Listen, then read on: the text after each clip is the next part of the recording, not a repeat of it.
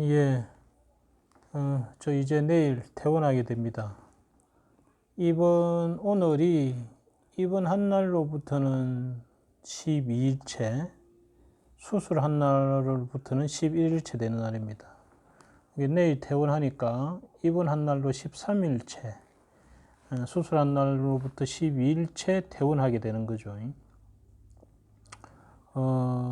수술이 끝나고 나서 수술 후에 6일째에 물을 먹었고 7일, 8일째에 미음을 먹었습니다. 그리고 9일, 10일, 11일째 오늘까지 죽을 현재 먹고 있습니다. 내일 이제 퇴원하면서부터는 밥을 먹으러 할지 그는 뭐 의사 선생님하고 내일 의논해 봐야 되겠죠. 화장실 가는 것이 조금 조절이 아직은 잘 안 되는 것 외에는 특별하게 불편한 것 없습니다. 치료 잘 됐고요. 제가 이번에 있는 수술하고 이번에 있는 중에 한 가지 느낀 것이, 기억에 남는 것이, 제가 그 수술 후에 그 중환자실에서 탁 일어났는데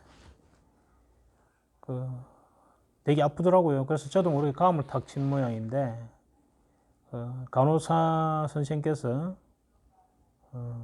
호흡을 하세요, 호흡을 하세요, 막 이렇게 이야기를 하더라고요. 그래서 예 하고 앉아 내쉬고 들으시고 막 이랬거든요. 그래가지고 중환자실에서 놓아가지고 일반 병실에 올라갔는데 그래 있으니까 제 옆에 침상에 계셨던 분이 수술을 끝내고 중환자실에서 끝내고 다시 그리로 오셨더라고요.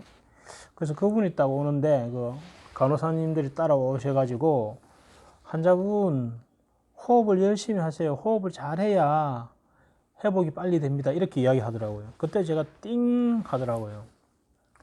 우리가 호흡이라는 것은 우리 음양오염 공부하는 사람들한테는 항상 생각하는 거 아닙니까? 그죠? 이 호흡이 음양 아닙니까? 그죠? 호흡이라는 것은 이런 우리 한 공간에 어떤 한 생명이 유지되는데, 그죠? 이 상대적 운동, 들어오고 나가고 하는 상대적 운동을 하죠. 이 음양 운동이죠.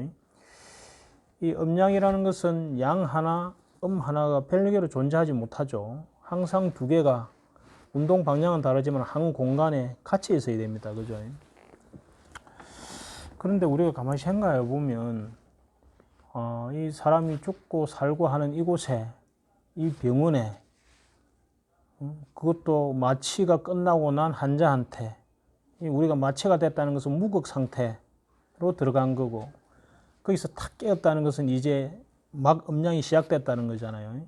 그때 호흡을 잘하세요 하는 건 음양 운동을 잘하세요. 그래야 우리 몸에 있는 생체 기능이 잘 움직입니다. 이 소리잖아요.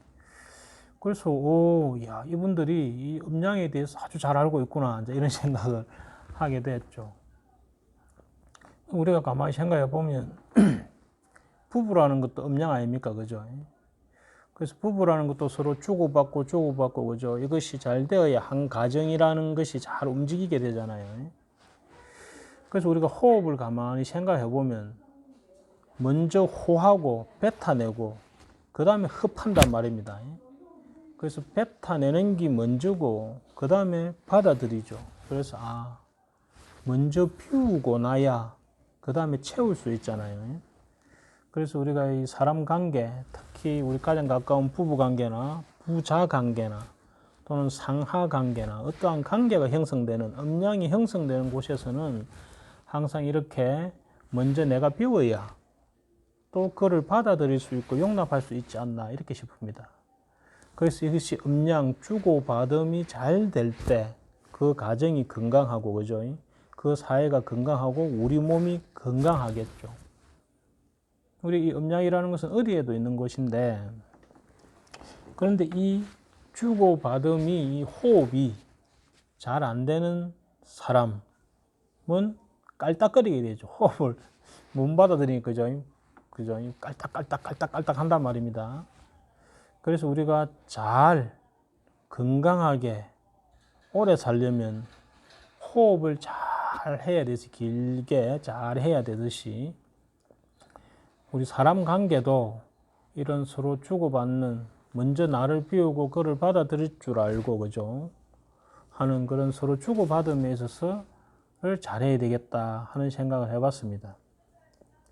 그리고 이 호흡이라는 것도 우리가 가만히 보면 거친 호흡이 있고, 그죠? 편안한 호흡이 있고, 짧은 호흡이 있고, 긴 호흡이 있고, 그죠?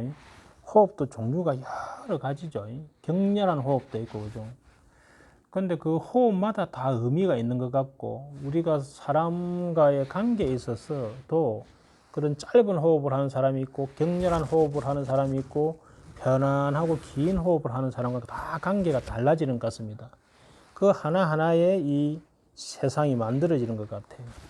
그런데 그때 그 호흡이 짧음에 있어서 또는 호흡이 거친 데 있어서 내가 신경을 쓰게 되면, 거기에 사로잡히게 되면, 그것이 안 좋다라는 인식을 가지게 되면 그것부터 괴로움이 오고 힘들어지는 것 같아요.